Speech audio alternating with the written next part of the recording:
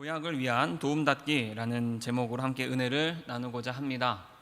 우리 한 달 동안 큐티 학교를 잘 진행하였고 또한 마무리가 되었습니다. 성실하게 참여해 주신 우리 모든 청년들에게 감사의 말씀을 드리고, 또한 그저 단순한 행사로 끝나지 않고 계속해서 소그룹으로 말씀의 은혜를 나눠가는 우리 청년부 되기를 소망합니다. 또한 곧장 이어서 9월부터는 성경 공부를 평일반과 주말반으로 나누어서 진행하고자 합니다. 여러분들에게 문자로 공지를 하여서 적절한 시간, 원하는 시간을 조율한 다음에 다시금 공지를 드리도록 하겠습니다. 우리 청년들의 시간에 맞추어서 스케줄을 조정하려고 합니다. 그래서 꼭 문자 받으시면 그냥 넘기지 마시고 꼭 답장해 주시면 감사하겠고, 또한 사모하는 마음으로 또 그 시간에 참석해 주시면 감사하겠습니다. 큐티가 끝났습니다. 한 달 동안 매일매일 큐티책 교재를 이용해서 말씀을 읽어 나갔는데요. 큐티의 정의를 내리자면 저는 멈춤이라고 하고 싶습니다. 큐티를 하기 위해서, 말씀 묵상을 온전히 하기 위해서는 잠시 동안 내 삶을 멈추어야 하지요. 어떤 이는 직장에 나가기 위하여, 출근하기 위하여 준비할 수도 있고, 등교로 또 혹은 수업을 위해 준비할 수도 있고, 또 여러 가지 모습으로 우리가 하던 것들이 있는데, 모든 것들을 멈추어야지만 하나님께서 오늘 나에게 주신 말씀에 온전히 묵상할 수가 있습니다. 집중할 수가 있습니다. 멈추지 않으면 온전히 하나님의 말씀에 귀 기울일 수가 없지요. 저는 사진 찍는 것을 좋아합니다. 집에 사진기도 있고 틈틈이 어떤 렌즈가 좋은 렌즈인가 찾아보기도 하고, 그리고 저는 그 카메라를 가지고 저희 가족을, 아이들을 찍어주는 것을 좋아합니다. 제가 전에 교회에 있을 때 봉사하시는 분이 계셨어요. 어떤 행사를 준비하다가 그 봉사하시는 청년을 알게 됐는데, 그분은 영상 쪽에 영화도 만들고 광고도 만드는 쪽에 종사하시는 분이었습니다. 그러다가 제가 사진 찍은 것들을 그분이 우연찮게 보시게 되었어요. 근데 그분이 제가 찍은 사진을 보면서 그때는 딸밖에 없었는데, 아직 둘째가 나기 전인데, 딸을 향한 아빠의 사랑이 가득 담겨지는 사진이다라고 말씀해 주시는 거예요. 굉장히 감동을 받았습니다. 내 사진을 알아주다니, 그리고 이렇게 높이 격을 올려주다니 참 감사하다라는 생각이 들었고요. 어떻게 그런 사랑이 묻어날 수 있었을까 생각해 보았더니, 역시나 그 사진을 찍기 위해, 그 찰나의 순간을 포착하기 위해 제가 온전히 그 시간에 집중했기 때문이지요. 그리고 멈추었기 때문입니다. 요즘은 우리가 주머니에서 꺼내면 언제든지 동영상을 촬영할 수 있지 않습니까? 동영상이 우리의 그 생생한 음성과 또한 그때의 모든 것들이 담겨지는 것이 참 귀하고 또 소중하지만, 동영상과는 다르게 사진이 또한 주는 의미가 있고 깊은 메시지가 있습니다. 사진 한 장에 모든 것이 담겨져 있기도 하지요. 그런데 여러분, 사진을 찍기 위해서는요, 멈추어야 합니다. 그 시간에, 그 광경에, 지금의 그 순간, 내가 지금 보고 있는 것, 내가 지금 느끼는 것들을 다 담기 위해서 멈추어야 합니다. 멈추지 않으면 나는 그 순간을 내 마음에 원하는 대로, 내가 생각한 대로 담을 수가 없지요. 멈춤이라는 단어가 때로는 실패처럼 느껴지기도 합니다. 지금 우리는 코로나라는 바이러스로 인해서 무려 2년여간 멈추어야만 했습니다. 여러분, 멈춤, 이 코로나에 대입하면 마치 우리에게는 실패처럼, 또한 망한 것처럼, 무언가 세상이 어그러져 가는 것처럼만 보이지요. 하지만 성경에서, 오늘 말씀에서 하나님께서 우리에게 주는 메시지는 멈춤이 결코 실패가 아니라는 것입니다. 오늘 제목을 도약을 위한 도움닫기라고 지어 보았습니다. 우리의 지금의 멈춤이 코로나뿐만이 아니라 우리 청년들이 이 세상을 살아가면서 겪게 되는 수많은 또 장애물과 벽 앞에서 나의 멈춤이 실패가 아니라 도약을 위한 도움닫기임을 오늘 말씀을 통해서 깊이 깨닫는 시간이 되기를 소망합니다. 오늘 사도행전의 말씀을 읽었습니다. 먼저 사도행전을 간략하게 말씀드리면 예수님께서 죽은 지 3일 만에 부활하셨지요. 그리고 제자들과 함께 시간을 보내셨습니다. 그리고 제자들이 보는 앞에서 하늘로 올라가셨어요. 승천하셨습니다. 그리고 너희가 보는 이 모습 그대로 다시 내가 내려올 것이다 하셨어요. 예수님께서 올라가시고 나서 올라가시기 전에 약속을 하셨지요. 내가 너희에게 성령의 세례를 주리라 말씀하셨습니다. 그리고 제자들은 마가의 다락방에서 기도하며 성령의 임재를 맛보았습니다. 그리고 제자들은 이전과는 다른 말과 행실로 능력 있는 뛰어난 언변으로 살아있는 복음의 메시지를 전하였고 나날이 예수를 믿는 자들이 더하여지게 되었습니다. 그리고 그 중에는 7 집사 중에 하나인 스데반도 있었습니다. 스데반 집사는 회당에서 수많은 사람들과 변론하며 예수 그리스도를 증거하였습니다. 그러다가 돌에 맞아서 죽게 되었지요. 성경에 보게 되면 스데반이 죽게 된 그 상황 가운데 사울도 있었다라고 말씀하고 있습니다. 사울은 살기가 등등하여서 예수 믿는 자들을 잡기 위하여 혈안이 된 눈에 불을 켜고 달려드는 이였습니다. 성경에 보면 살기가 등등하였다, 사울의 모습을 묘사하는데 살기가 등등하였다라고 하지요. 영어로 살기가 등등하다가 어떻게 적혀있나 보았더니 발음 조심해야 되는데 breathing out이라고 적혀 있습니다.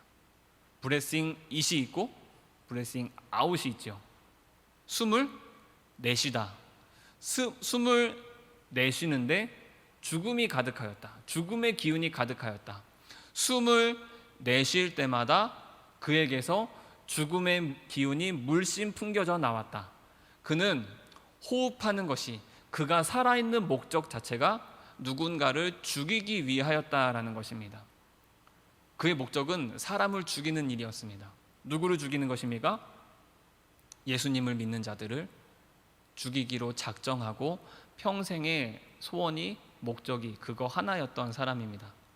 그런 사울이 다메섹으로 가던 길가에서 예수님을 만나게 됩니다.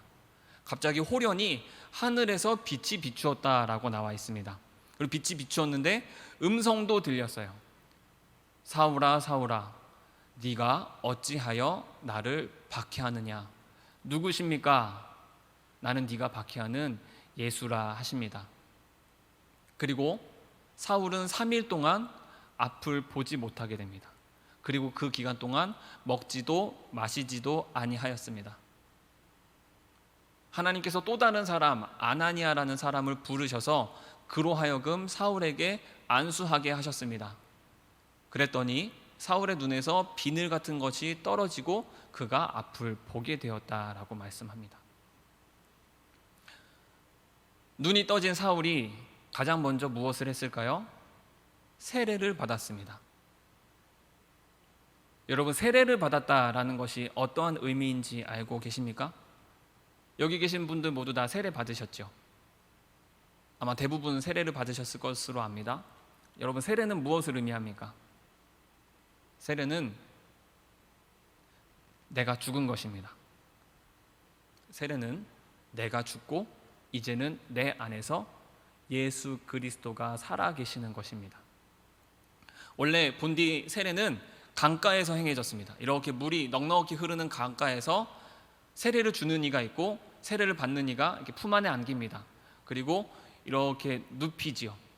그러면 전신이, 온몸이 물 안에 잠기게 됩니다. 그리고 다시 일으켜 세웁니다. 그 물 안에 들어가는 과정이 죽음의 과정인 것입니다. 내 육신이, 내 자아가 죽고 나서 다시금 일어섰을 때에는 예수님의 이름으로, 예수님의 능력으로 예수님을 증거하며 살겠습니다라는 고백이 담겨진 것이지요. 여러분, 원래 우리 교회에서 행해지는 세례는 그러한 의미가 있습니다. 더군다나 2000년 전 행해졌던 그 세례는 너무나 숭고하고 깊고 어느 누구 하나 해할 수 없는, 흠집낼 수 없는 고귀한 의미가 담겨져 있었습니다. 세례를 받았다, 저 사람이 세례를 받았다라는 것은 저 사람은 앞으로 예수님을 위하여 살아가는 사람이구나라는 것과 똑같은 의미였습니다.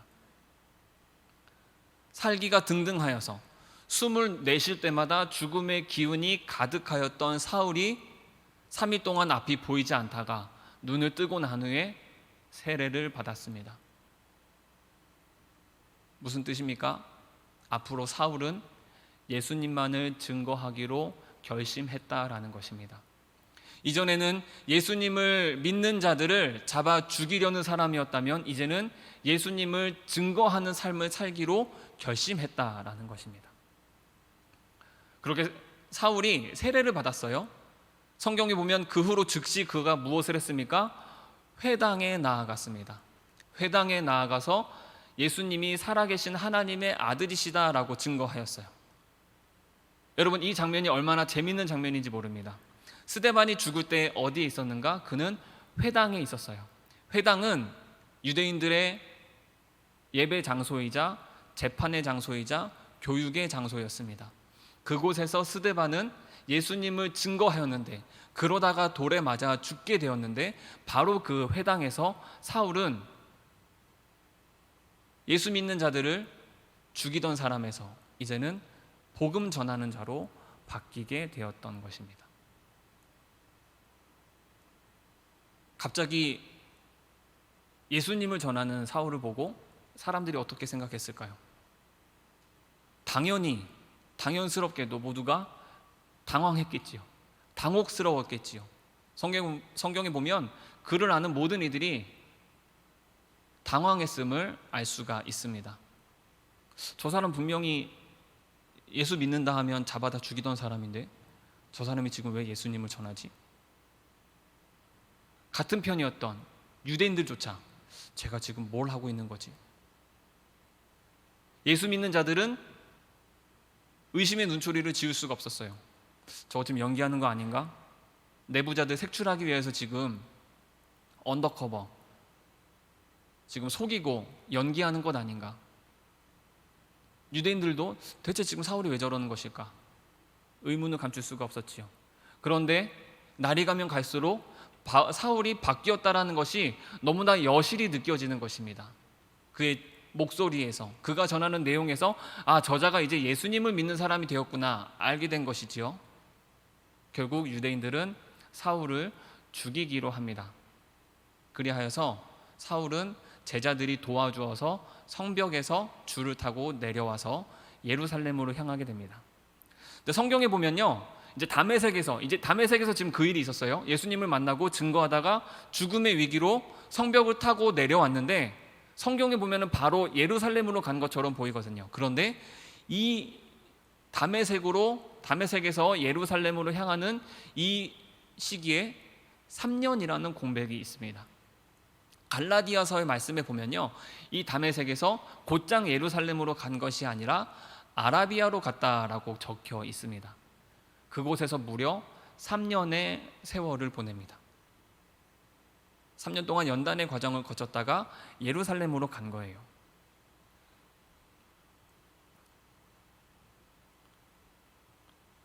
(28절에) 보면요, 오늘 읽은 말씀입니다. 9장 28절에 보면 사울이 제자들과 함께 있어 예루살렘에 출입하며 라고 말씀합니다. 그 아라비아에서 3년을 끝내고 이제 예루살렘에 들어온 거예요. 그리고 제자들과 함께 이야기를 하며 그들과 하나가 되어서 예수님을 증거하기로 한 것이죠. 또 윗절에 보면은 제자들도 역시 당혹감을 감추지 못했습니다. 그러나 바나바라는 사람이 이 사울이 어떻게 회심을 했는지, 이가 지금 어떠한 마음으로 예수님을 전하는지 알려주었지요. 29절입니다. 또 주 예수의 이름으로 담대히 말하고 헬라파 유대인들과 함께 말하며 변론하니 그 사람들이 죽이려고 힘쓰거늘. 여전히 지금 사울은 처형의 대상입니다. 죽여야 할 1순위가 되었습니다. 여러분 한번 상상해 보시기 바랍니다. 사울은요, 살기가 등등하여서 예수님 믿는 자들을 잡으려고 가장 앞장서 있던 사람이에요. 쉽게 말하면 에이스입니다.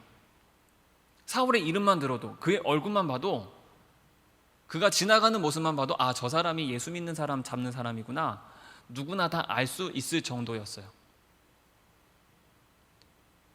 그는 심볼과 같았습니다. 에이스, 간판과도 같았어요. 그 예수 믿던 사람들을 잡아들이던 사울이 지금 예수님을 증거하는 사람으로 바뀌었잖아요. 그 파급력이, 그 영향력이 어떠했겠습니까? 그 광경을 옆에서 지켜보던 사람들이 무슨 생각을 할까요? 저 사람 분명히 예수님을 거부하던 사람인데 지금은 예수님을 증거하고 있네? 와, 예수님이라는 분이 그 정도로 살아있는 분이구나. 그분이 정말 살아계신 하나님의 아들이구나. 너무나 결정적인 증거가 되지 않겠습니까? 그러니까 유대인들에게는 사울은 반드시 죽여야 되는 사람인 거예요. 저 사람이 저렇게 계속 활동하도록 놔뒀다가는 점점 예수 믿는 무리가 커질 것은 불보듯 뻔한 사실인 것이죠. 죽이려고 하였습니다. 그래서 30절의 말씀입니다. 형제들이 알고 가이사랴로 데리고 내려가서 다소로 보내니라. 사울을 다소로 보냅니다. 길리기아 지방의 다소는 지금의 터키입니다. 그가 태어난 곳이죠. 사울의 고향인 다소로 내려갔습니다. 9장 30절에 다소로 사울이 갔다라고 나오는데 11장 25절에 또한 오늘 지금 우리가 읽은 말씀이지요. 다시 등장합니다. 앞서 사울을 변론하였던 그 바나바가 직접 다소로 가서 사울을 데리고 옵니다. 우리가 성경에서 읽기로 9장 30절에서 11장 2장 만에 사울이 다시 등장하지 않습니까? 그러나 역시도 이 기간이 어마어마한 공백의 기간이 있었습니다. 무려 10년의 세월이 흐른 뒤에야 다시 사울은 등장할 수가 있었습니다. 어떻게 해서 이 공백 기간이 10년이나 되느냐라고 질문하신다면 그것만 가지고도 설명해야 되는 시간이 굉장히 많습니다. 많은 시간을 할애해야지만 그 부분을 설명할 수가 있고요.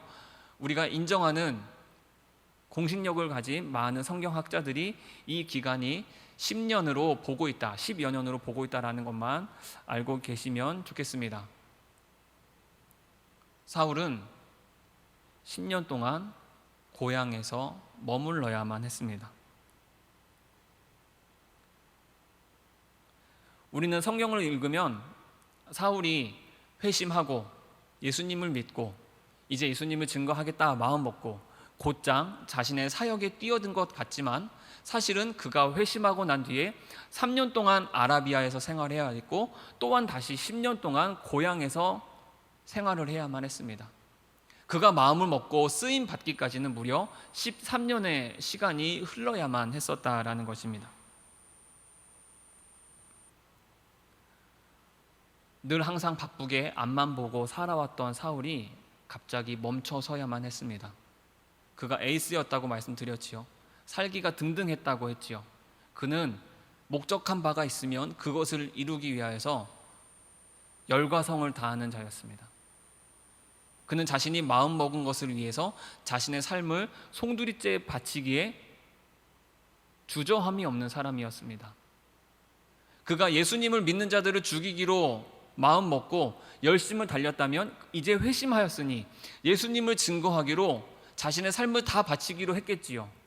그런데 그 마음과는 달리 그의 상황은 적절치가 않았다라는 것입니다. 무려 13년 동안 그는 멈추어 서야만 했습니다. 여러분, 우리가 꼭 기억했으면 하는 것이 하나 있습니다. 추락과 정지는 구별되어야 한다라는 것입니다. 우리 흔히들 그런 말을 합니다. 잘 나가던 기업이 어느 순간 부도가 나고 파산이 나게 되면 추락했다, 망했다라고 하지요. 비단 기업의 일뿐만이 아니라 우리 개개인의 일도 어떤 한 사람이 목적한 것이 있고 계획한 것이 있는데 그것이 어그러지고 제대로 실행이 이행이 되지 않으면 실패했다, 추락했다라고 말을 하곤 합니다. 바닥까지 떨어졌다, 절망을 맛보았다라고 늘 말을 하곤 합니다. 그런데 여러분, 하나님을 믿는 자들은 결코 떨어지지 않습니다. 하나님을 아버지로 삼고 살아가는 우리들은 결코 실패하지 않고 우리는 저 밑바닥까지 결코 떨어지지 않습니다. 시편 91편에 보면요, 그가 너를 위하여 그의 천사들을 명령하사 내 모든 길에서 너를 지키게 하심이라. 그들이 그들의 손으로 너를 붙들어 발이 돌에 부딪히지 아니하게 하리로다. 사실 이 말씀은 사단이 예수님을 시험할 때 그가 인용한 말씀이지만 본디 이 말씀은 하나님께서 우리를 보호하여 주신다라는 놀라운 메시지가 담겨 있는 것입니다. 하나님은 사랑하는 자녀들을 추락하지 않도록, 떨어지지 않도록, 발이 바닥에 돌에 닿지 않도록 붙들어 주시는 분이십니다. 또한 신명기 32장에서는 독수리가 자기 새끼를 아는 같이 하나님께서 그들을 돌보신다라고 말씀하고 있습니다. 여러분, 우리는 하나님의 보호하심을 입은 자녀들입니다. 하나님께서는 구원이 되시고 산성이 되시고 요새가 되시기 때문에 우리는 그 하나님 품 안에 안겨 있으면 우리에겐 실패가 없습니다. 우리에겐 추락이 없습니다. 단지 우리에겐 잠깐의 멈춤의 시간이 있을 뿐이라는 것입니다. 여러분, 사울이 그러했습니다.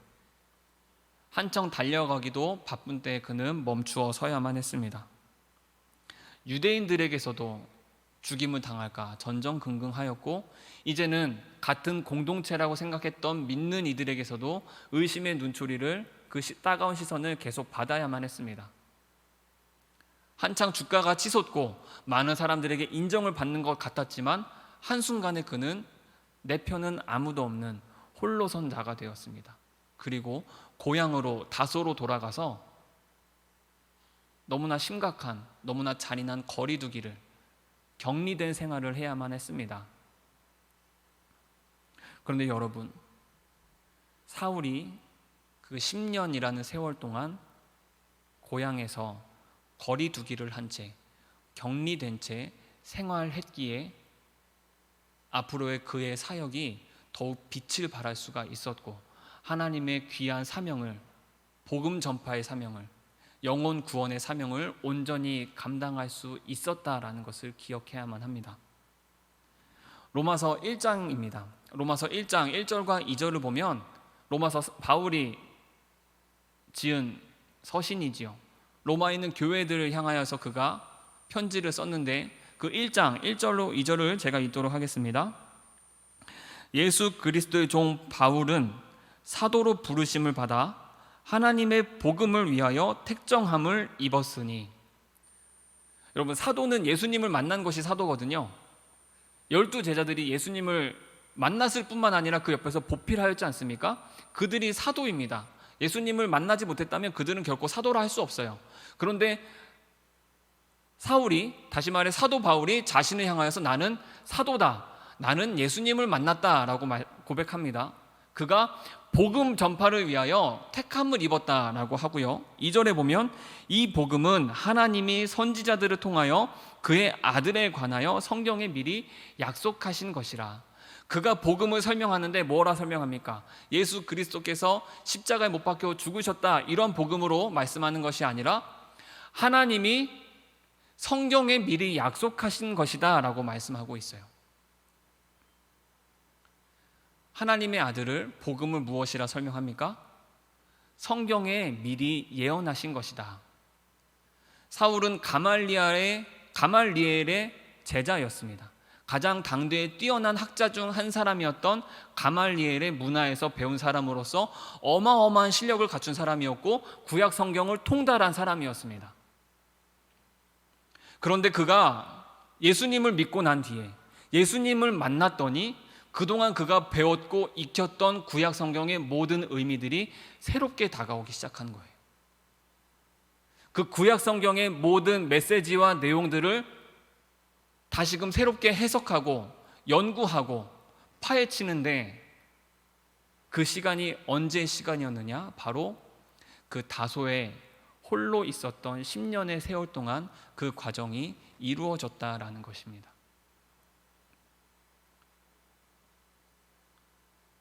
그 10년의 멈춤의 시간 동안 그는 온전히 하나님의 말씀에 매달릴 수가 있었습니다. 내가 지금까지 알고 있었고 배웠던 모든 것들이 잘못되었음을, 내가 하나님의 말씀을 바르게 해석하지 못했음을 깨닫게 되었고, 그 멈춤의 시간 동안 다시금 하나님의 말씀을 연구하여서 구약 성경 곳곳에 적혀 있는 모든 메시지들이, 창세기부터 말라기까지 나와 있는 모든 하나님의 말씀이 예수 그리스도에 관한 말씀임을 알게 되었습니다. 그리고 오늘 25절, 26절입니다. 11장 25절, 26절을 다시 읽겠습니다. 바나바가 사울을 찾으러 다소에 가서 만남에 안디옥에 데리고 와서 둘이 교회에 1년간 모여 있어 큰 무리를 가르쳤다라고 나옵니다. 제자들이 안디옥에서 비로소 그리스도인이라 일컬음을 받게 되었더라. 10년 만에 다시 돌아왔습니다. 믿는 자들과 함께 하게 되었습니다. 그곳에서 무엇을 했다고요? 1년 동안 가르쳤다라고 합니다. 오자마자 한 일이, 예수님은 살아계십니다. 내가 다메섹에서 만났던, 나에게 음성을 들려주셨던, 나의 눈을 뜨게 했던 그 예수님을 증거하는 것이 아니라 1년 동안 무리를 모아서 가르쳤대요. 무엇을 가르쳤겠습니까? 10년 동안 자신이 발견한 새롭게 해석된 구약 성경을 가르쳤던 것입니다. 여러분, 선지자들이, 예언자들이 말했던 그 모든 메시지들이 결국에 우리 예수님을 향한 것이었습니다. 가르치면서 우리가 믿는 바가 무엇인가, 예수님은 누구신가, 교회는 무엇인가, 그 기틀을, 기반을, 바탕을, 본질을 다지게 되었다라는 것이에요. 그래서 오늘 말씀에 뭐라 나옵니까? 비로소 그리스도인이라 일컬음을 받게 되었더라. 그리스도인이 그리스도인으로 부름을 받게 되었는데 그 시기가 언제부터였습니까? 사울이 10년 동안 말씀을 깊게 연구하고 다시 예수님을 만나고 그것을 가르쳤을 때, 많은 사람들과 함께 나누었을 때 우리 교회에 기독교인의 정체성이 확립이 되었고 기틀을 다질 수가 있게 되었다라는 것입니다. 조금 더 살을 붙이자면 그 10년간의 세월이 바탕이 되어서 사울로 말미암아 이제 교회의 모습을 갖추게 되었다. 우리 초대교회의 모습을 갖추게 되었다라는 것입니다. 여러분, 그렇다면 사울이 멈추었던 그 10년의 세월은 허송 세월이었습니까? 그가 가졌던 그 10년의 시간은 실패의 시간이었습니까? 추락의 시간이었습니까? 그렇지 않습니다.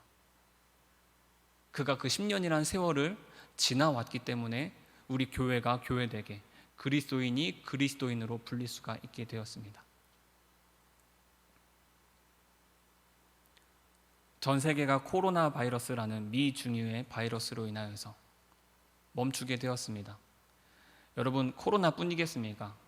코로나 바이러스가 아니어도 우리 인생에는 때때로 멈추어야 하는 때가 있습니다. 내가 계획했던 것들이 이루어지지 않을 때가 있습니다. 100통이 넘게 이력서를 넣어도 연락조차 안 올 때도 있습니다. 조그마한 아르바이트 하나 하려고 해도 떨어질 때가 있습니다. 새롭게 관계를 시작하려고 해도 내 마음처럼 되지 않을 때가 있고, 내가 무언가 새롭게 시작해보고자, 도모하고자, 이제 내가 좀 해보고자 마음을 다시 먹어도 되지 않을 때가 있습니다. 때로 우리에게 벽이 다가온 것 같고, 내 인생이 추락한 것만 같고, 나는 실패한 것 아닌가 라고 여겨지는 그때에 그것이 추락의 시간이 아니라 멈춤의 시간임을 기억하시기를 소망합니다. 여러분, 얼마 전 올림픽이 끝났지요. 저도 올림픽 보는 거 굉장히 좋아합니다. 올림픽의 표어는 보다 멀리, 보다 높이, 보다 빨리입니다. 멀리 뛰기를 하기 위해서는요, 도약의 시간이 필요합니다. 참 재밌지 않습니까? 멀리 뛰기 위하여서, 내가 목표한 것보다 더 멀리 날기 위하여서 뒤로 가야 합니다. 재미있지 않습니까? 내가 앞으로 나아가기 위해서는 뒤로 물러섬이 필요하다라는 것이죠. 혹시 지금 여러분 멈춤의 시간이십니까? 지금 무언가 내 계획대로 되지 않는 시간을 지나고 계십니까? 하나님께서 여러분을 멈춤의 시간으로 인도하고 계심을 믿습니다. 하나님께서 사울을 멈춤의 시간 동안 단련하시고 그가 다시금 온전히 하나님을 만나고 제대로 된 올바르 된 방향으로 나아가게 된 것처럼, 여러분의 멈춤의 시간은 실패의 시간, 낭망의 시간이 아니라 다시금 자신을 재정립하며 하나님과의 관계를 올바르게 하며 더욱더 아름다운 미래를 향하여서 달려나가는 준비의 시간임을 믿습니다. 도약을 위한 도움닫기의 시간이 지금의 시간임을, 나에게 허락하신 하나님의 은혜의 시간임을 기억하시면서 늘 그 하나님의 준비된 예비된 시간에 자신의 인생을 내던지고, 사울처럼 아무리 길고 긴 시간이어도 하나님과 하나 되는, 하나님을 연구하는, 하나님의 메시지를 내 마음에 새겨서 온전히 거듭남으로 훨훨 날아오르는 이 시대 가운데 날개를 활짝 펴고 도약하는 우리 청년들 되시기를 간절히 소망합니다. 기도하겠습니다. 하나님 아버지,